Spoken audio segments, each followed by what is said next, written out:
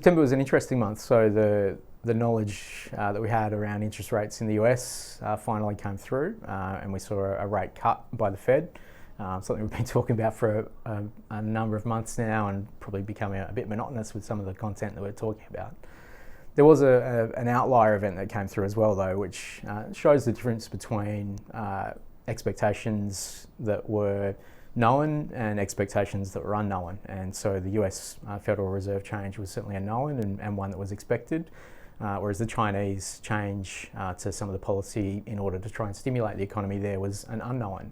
It was an unexpected announcement, and one that certainly made markets move, and made markets move very quickly.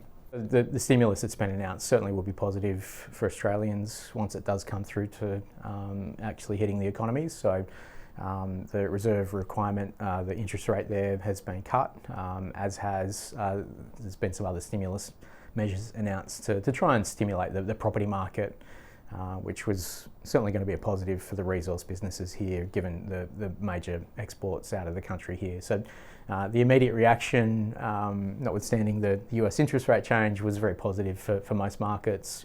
Chinese markets specifically were very strong, and then those that are, I suppose, one or two steps away from that. So the miners that are directly exporting from here to China, or those that are being imported in China, certainly had a very strong period of performance once that announcement came through as well.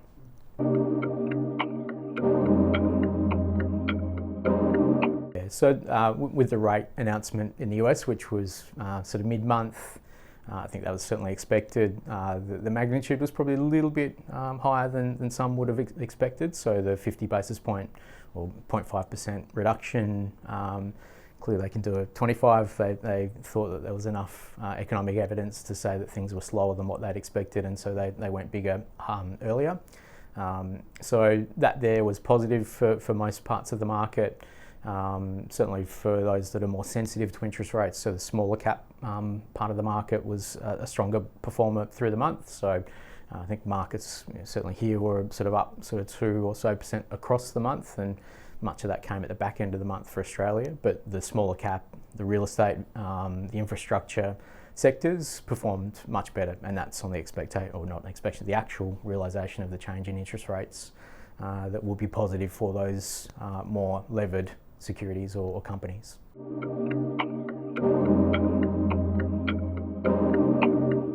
It's going to take something out of the ordinary to change a return from some of those fixed interest funds. So because rates have moved relatively well within expectations at the moment, the returns haven't given the real big catalyst, or the capital catalyst of what you may have thought may have been the case sort of 6 or 12 months ago, when rates were much higher and there was expectation that they were too high.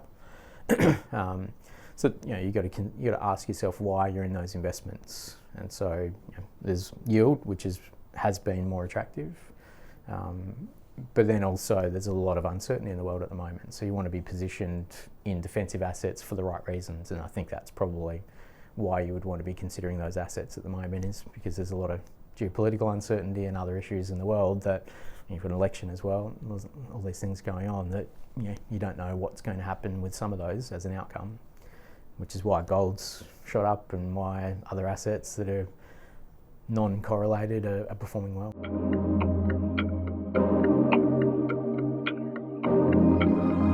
Inflation was another data point that was seen through the month, and that was a little bit lower than probably expectations. So the RBA did come through and suggest that they're still happy to sit on rates for the time being, that there's not enough evidence that they're seeing inflation ease and the jobs market head in the direction that they're looking at.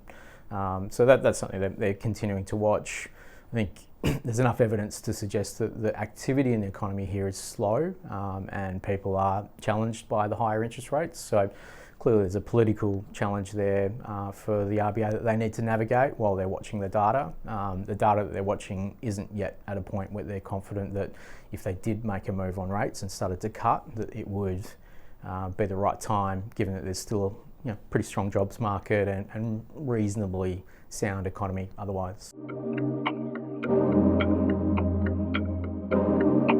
In October, I think the Chinese stimulus will be something that people will be closely unpicking and trying to understand who will be the winners and how confident that will be in terms of long-term impact for markets.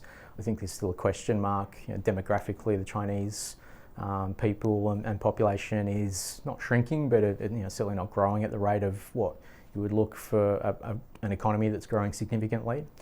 So that's a long-term piece that we still certainly need to be aware of. And there's, from what we understand, there's still a bit of excess in the property markets there, which is that those things take time to play through and time to ease out of the system. So that's something that's still a concern medium to long term. But in the near term, clearly people have seen it as a positive. So that should be positive for those that are related to the Chinese economy. So the miners here will see a bit of support.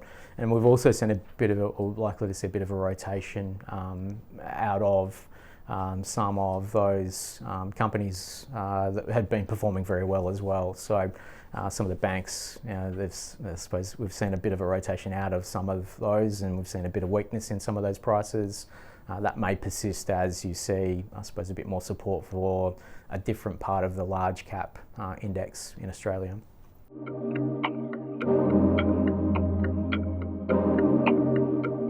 So as we saw through September, there's announcements that people are expecting and announcements that aren't expected, and they have very different reactions in markets. So clearly unexpected announcements create more volatility, so that's something to keep in mind.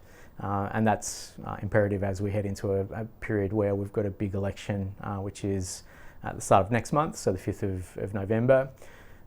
There's a lot of different deviations and derivations of outcomes that may happen there, so that's something to keep in mind, that probably the policies are known by both parties at this point in time, so that it's unlikely that you'll see anything that's going to deviate from those sorts of announcements at the moment.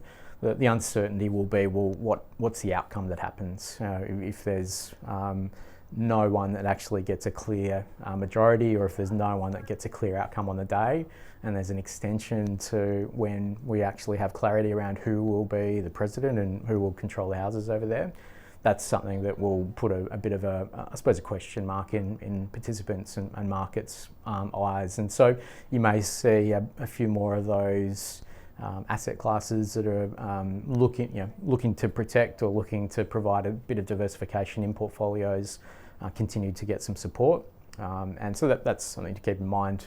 Long term, economically, I think economies are still sound, businesses are still performing, and so long term, I'm still got a very strong belief that equity markets and fixed interest markets fundamentals are sound and will continue to perform over very long cycles. But clearly these near-term issues pop up and we need to deal with them, and markets do that in different ways depending on whether they're expected or unexpected outcomes.